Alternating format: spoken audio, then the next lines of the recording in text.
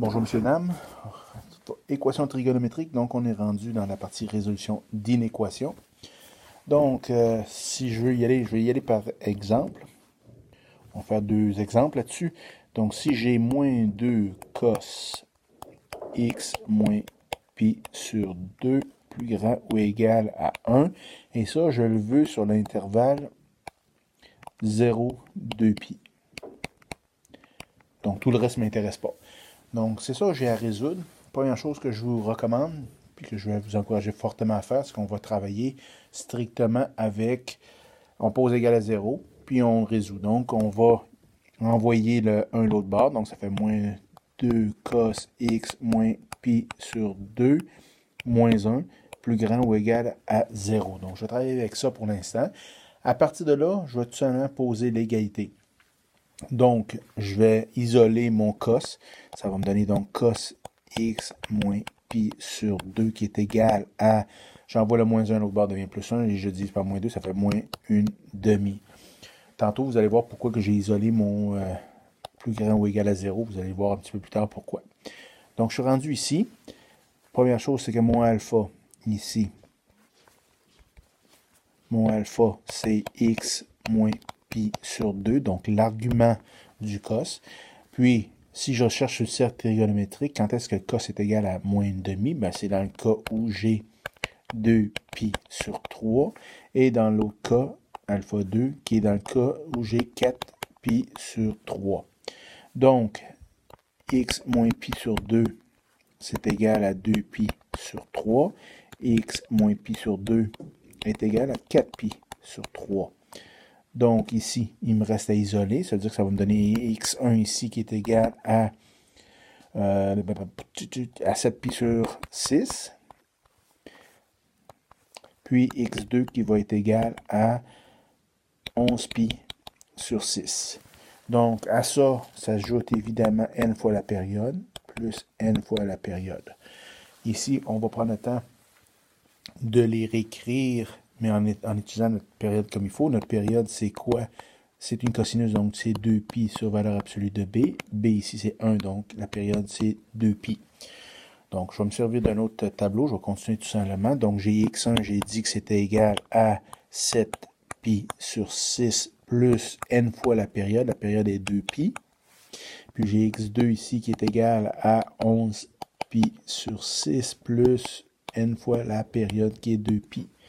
Moi, recommandation rendue là, c'est que je vais tout simplement les placer sur des dénominateurs communs. Ça devient beaucoup plus facile de trouver à ce moment-là nos zéros suivants. Donc, ça donne 7 pi sur 6 plus n fois. Si je ramène 2 pi sur 12, ça donne sur 6, voyons, ça donne 12 pi sur 6. Même chose ici, donc dans ce cas-ci, c'est le même dénominateur, donc ça va me donner plus n fois 12 pi sur 6. Donc à partir de là, c'est facile pour moi de générer. Rendu là, qu'est-ce que j'ai comme information? Je sais que, on va se placer, je sais que j'ai 7 pi sur 6. Et j'ai également 11 pi sur 6 qui sont des zéros. Maintenant, moi, ce qui m'intéresse rendu là, c'est comment qu'elle va se positionner. Comment qu'elle passe. Est-ce qu'elle fait donc quelque chose du genre, ou est-ce qu'elle est à l'inverse, donc où elle passe en montant au-dessus de l'axe des X. Donc, moi, c'est ce qui m'intéresse de savoir, tout simplement. Donc, je vais commencer. Qu'est-ce que je peux faire? Moi, ce que je ferais, c'est que je vais me prendre un test, un point test, entre 7 pi sur 6 et 11 pi sur 6. Allons-y avec 8 pi sur 6. Bon, tout le monde est d'accord que 8 pi sur 6, c'est 4 pi sur 3. Donc, ce que je fais, je le rentre dans l'équation de départ. Donc, moins 2 cos de 4 pi sur 3, moins pi sur 2, moins 1. Est-ce que c'est plus grand que 0? Donc, c'est ça que je me pose comme question. Je prends ça, OK, utilisez votre pitonnette. Ça donne environ 0,73. Est-ce que 0,73 c'est plus grand ou égal à 0? Ça, c'est vrai. Donc, ça veut dire que ma courbe ici, elle passe au-dessus comme ça. donc est plus grande que 0. Donc, ce qui veut dire que j'ai une courbe de ce type-là ici. Voilà. Je n'ai pas encore terminé parce que moi, je cherche l'intervalle 0 jusqu'à 2pi. Donc, il faut que je génère d'autres zéros. Donc, comment est-ce que je génère les autres zéros? Justement, si je veux le 0, si je veux trouver le 0 qui est ici, 11pi sur 6 moins 12pi, ça va me donner moins pi sur 6. Donc là, je tombe à l'extérieur. Et évidemment, si je prends 7pi sur 6 moins 12pi, ça dégage encore plus loin. Donc, ça ne marche pas de ce côté-là. Là, j'augmente de l'autre bord. Donc, 7pi sur 6 plus 12, ça donne, pour le point ici, 19pi sur 6. Puis, 11pi sur 6 plus 12pi sur plus, ça donne 23pi sur 6. Donc, j'ai suffisamment d'informations rendues là. Il me reste tout simplement à écrire ma réponse. Juste par plaisir, là, je vais me permettre d'effacer un petit peu parce que c'est horrible ce que j'ai. Voilà. Donc, je reviens avec mon crayon, si je réussis à l'avoir. Merci. 23pi sur 6. Donc, un petit rappel, je voulais le faire entre 0 et 2pi. Donc, 0 et 2pi, ça c'est 3pi. 19, c'est encore également au-dessus.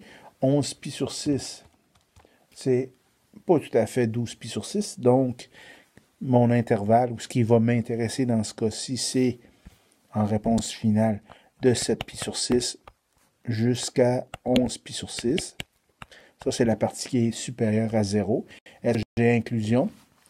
Ben, je vais aller vérifier ici. Est-ce que j'ai l'égalité? Oui, donc c'est inclus.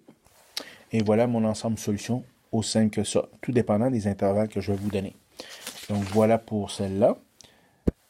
Si on se permet un autre exemple, allons-y avec quelque chose genre 2 cos x plus 3, pi sur 3, pardon, moins plus racine carrée de 3 était plus grand ou égal à 0. Donc, encore là, ici, je vais travailler avec l'égalité et j'isole mon cos. Donc, cos x plus pi sur 3, c'est égal à moins racine carrée de 3 sur 2. Donc, ceci étant dit, quand est-ce que ça donne ça? Bon, donc mon alpha, c'est x plus pi sur 3. Alpha 1, quand est-ce que cos donne moins racine carrée de 3 sur 2? Donc, dans le cercle trigonométrique, ça me donne 5pi sur 6. Alpha 2 va me donner 7pi sur 6. Donc, x plus pi sur 3, c'est égal à 5pi sur 6. X plus pi sur 3, c'est égal à 7pi sur 6. J'isole le tout, ça me donne x1 qui est égal à pi sur 2, plus npi. Et x2 va être égal à 5pi sur 6, plus npi. Donc, voilà pour mes zéros. Ma période, c'est quoi ici? C'est 2pi sur valeur absolue de b. Donc, c'est encore 2pi dans ce cas-ci. Ce qui veut dire, tout simplement, là, je vais changer de tableau. Donc, mon x1, c'est pi sur 2 plus, donc 2pi. Donc, 2pi sur, si je ramène ça sur 2, ça fait 4pi sur 2. N. Puis x2, c'est pi, 5pi sur 6. Plus sur 6, ben 2pi, c'est 12pi sur... Voilà. Donc, une fois que j'ai ça,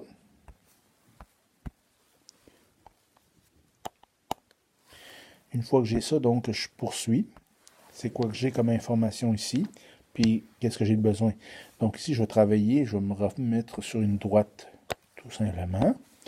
Je vais partir avec pi sur 2 ici. Puis le point suivant qui est 5pi sur 6. Et là, je me pose la question, c'est quel intervalle que je veux. Donc, je vais en faire quelques-unes pour plaisir toujours intense. Je vais commencer par me faire un point test. Si j'utilise x est égal à 4pi sur 6, qui est un point entre pi sur 2 et 5pi sur 6. Donc, je le remplace dans mon équation qui est 2 cos 4pi sur 6 plus pi sur 3 plus vous allez m'excuser, mais j'ai plus le choix, là. Plus grand ou égal à 0, c'est un test que je fais. Donc, mon calcul sur ma pitonnette, ça va me donner moins 0,268 à peu près. Est-ce que c'est plus grand ou égal à 0? C'est faux. Donc, à ce moment-là, ça veut dire que je passe en dessous de 0, comme ça ici. Donc, voilà à quoi va ressembler cette histoire-là. Il faudrait me trouver quelques points pour faire beau. Donc, si je veux générer d'autres points, c'est le même principe que tantôt. Donc, je vais générer mes autres points. 5pi sur 6 moins 4pi sur 6, ça me donne pi sur 6. Donc, je recommence ça. C'est pi sur 5pi sur 6 moins 12pi sur 6, ça va me donner moins 7pi. Voyons. Moins 7pi sur 6. Pi sur 2 moins 4pi sur 2, ça va me ramener à moins, ici, à moins 3pi sur 2. Si j'y vais en ajoutant, donc pi sur 2 plus 4pi sur 2, ça va m'emmener à 5pi sur 2. 5pi sur 6 plus 12pi sur 6, ça m'amène à 17pi sur 6. Donc, si je veux me maintenir dans cette, tout simplement dans cette série ou ce réseau-là, je veux savoir quand est-ce qu'il est plus grand que 0. Donc, il est plus grand que 0 de moins 7pi sur 6 jusqu'à pi sur 2. J'ai l'égalité ici, donc c'est inclus. Union 5pi sur 6 jusqu'à 5pi sur 2. Puis là, je continuerai union 3 petits points, puis union 3 petits points dans l'autre bord. Donc, voilà, voilà donc une réponse acceptable. Donc, lorsqu'on ne me donne pas de contraintes au niveau du domaine. Donc, ça fait très bien comme ça.